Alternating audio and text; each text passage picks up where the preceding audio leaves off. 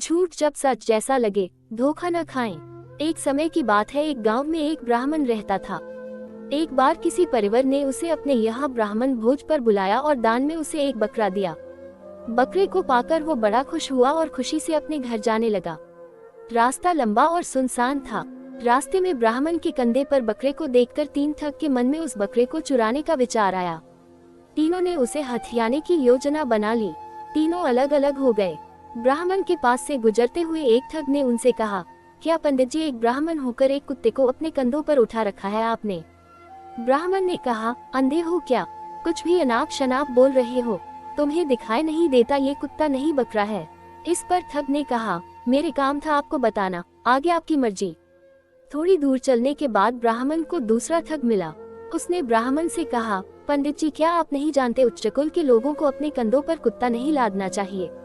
ब्राह्मण ने उसे भी झिड़का दिया और आगे बढ़ गया।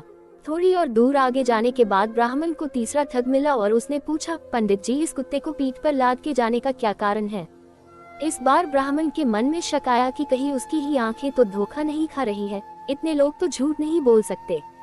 और उसने रास्ते में थोड़ा आगे जाकर बकरे को अपने कंधे से उतार दिया और अपने घर की ओर आगे बढ़ गया।